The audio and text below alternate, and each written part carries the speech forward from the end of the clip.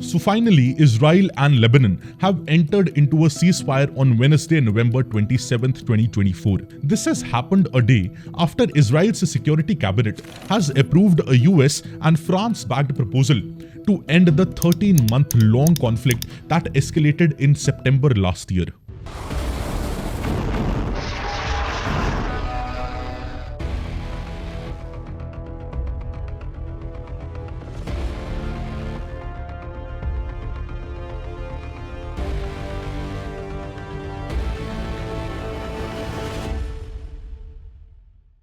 Now, this ceasefire has been modeled around UNSC, United Nations Security Council Resolution 1701, and it is from the 2006 conflict between Israel and Lebanon. Now, this agreement, which is definitely a rare diplomatic feat in a region which is racked up by so many conflicts, it has ended the deadliest confrontation between Israel armed forces and also the Iran-backed Lebanese group, which is Hezbollah. However, Israel is still fighting its arch foe or arch enemy, that is Hamas, in Gaza Strip. Now, Lebanon's Prime Minister, Najib Mikati, he has welcomed the ceasefire deal and has thanked both US and France for their contribution in this ceasefire. And also UN Secretary General Antonio Guterres has said that this ceasefire was the first ray of hope in months in the Middle East conflict. Now, in today's session, we'll try to understand what this ceasefire includes, what it means for the regional security and the overall world peace and stability also. Hello, my name is Preetpal Singh and you are watching Perspective. Now, earlier in one session, we have already covered what is the problem or current escalation between Israel and Hezbollah and the problem between Israel and Iran. So you may watch that video to get a clearer perspective. Today, we'll be mostly talking about the ceasefire between them. Breakthrough in the wars in the Middle East tonight, with the Israeli Security Cabinet agreeing to end the fighting with Hezbollah in Lebanon. Now, first of all, we need to know what is this UN Resolution 1701. Now, this was adopted on August 11th, 2006, and it seeks to end hostilities between Hezbollah and Israel and to establish a buffer zone at that point of time and to achieve a permanent ceasefire. Now, this resolution aimed to complete Israel's withdrawal from the southern Lebanon along the Blue Line and Golan Heights, following the partial withdrawal which happened in the year 2000. Now, this UN resolution, it was triggered by Hezbollah's attack on July 2006, which killed more than 3 Israeli soldiers and it kidnapped 2 Israeli soldiers, which ensued into a war which lasted over several months, which resulted into a war which lasted over a month. It caused significant casualties on the both sides. 1,000 plus Lebanese and 170 Israelis, they lost their lives. And after this, United Nations Security Council, they unanimously passed a resolution known as UNSC Resolution 1701, and it called for full cessation of hostilities between Israel and Hezbollah. Now, this resolution is a 19-paragraph resolution, and it calls for long-term solution between Israel and Hezbollah, and it deals with a lot of different provisions. So it involves full disarmament of armed groups in Lebanon, ensuring that Lebanese state monopolies there on weapons and authorities there. Also, it prohibits any foreign forces in Lebanon without the consent of Lebanese government. So that is first part. Second is in relation to arms control. Now, there can be no sales or supply of arms to Lebanon without any government authorization. And also third is in relation to landmine information. So Israel is to provide maps of the landmines in Lebanon to United Nations. Also, another key provision is in relation to the buffer zones and ceasefire. This is the most important one.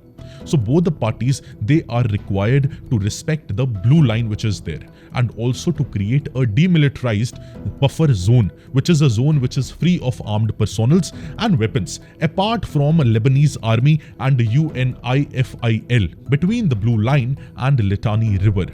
Now, what is this UNIFIL? It is United Nations Interim Force in Lebanon. And this United Nations Interim Force in Lebanon mandate, it says that the resolution has authorized up to 15,000 UN peacekeepers. And the main aim of this 15,000 UN peacekeepers in Lebanon is to ensure and to monitor the cessation of hostilities in the region, Also to assist the Lebanese troop in securing a buffer zone and creation of a buffer zone. And third is to ensure a safe return of displaced Lebanese population to their homes.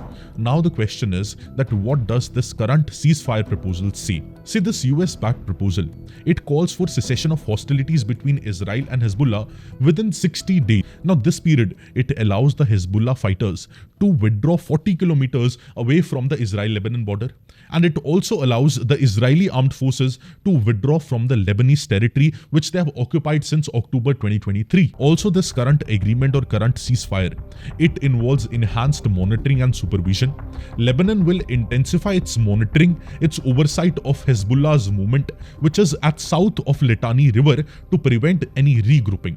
Also, the monitoring responsibilities will be shared by different authorities. It will be shared by UN peacekeeping forces, it will be shared by the Lebanese army, and a multinational committee which will include US and France in the oversight mechanism alongside Lebanon, Israel and UNIFIL.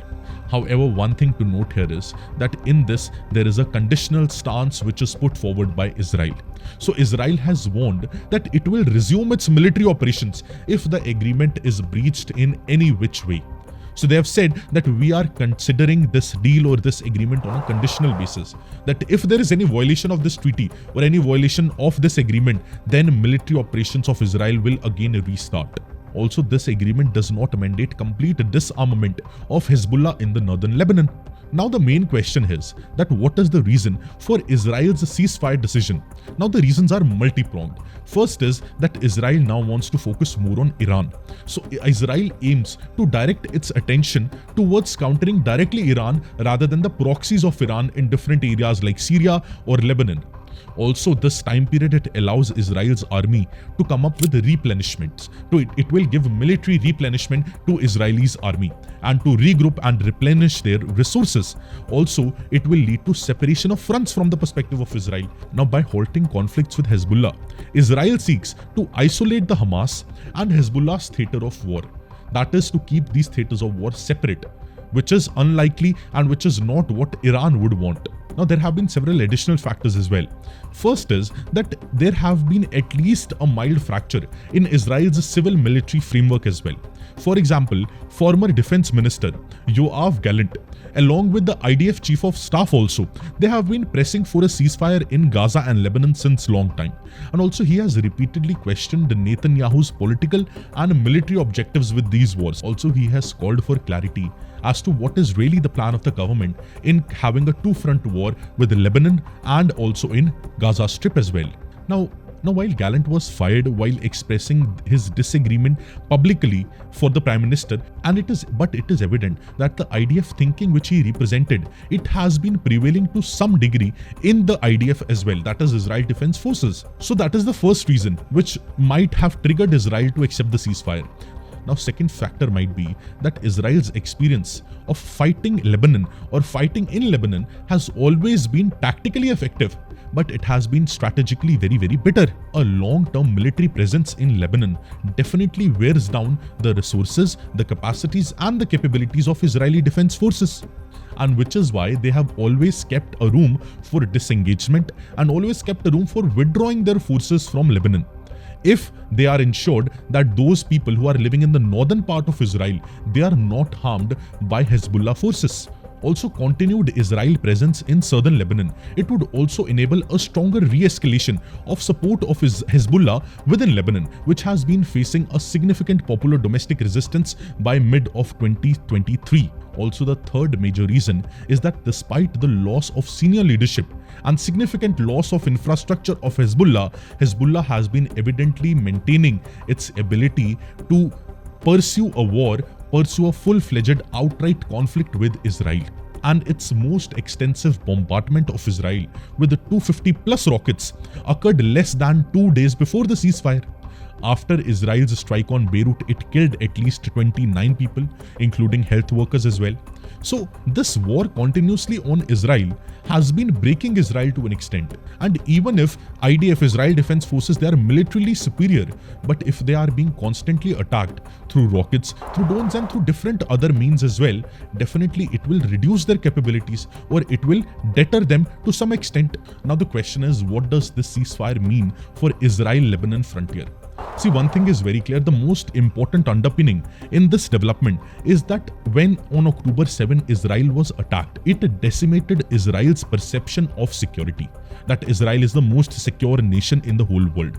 This is what drove Israel to unleash a full-fledged war in Gaza and eventually in Lebanon. Also, international pressures on Israel have been mounting up since last many months. With United Nations experts, they have been characterizing Israel's act as an act of genocide. So many experts, they are calling Israel's act as genocidal acts as well. Following nearly 6 months of unrelenting Israeli assault on occupied Gaza, it is my solemn duty to report on the worst of what humanity is capable of and to present my finding: the anatomy of a genocide. History teaches us that genocide is a process, not a single act.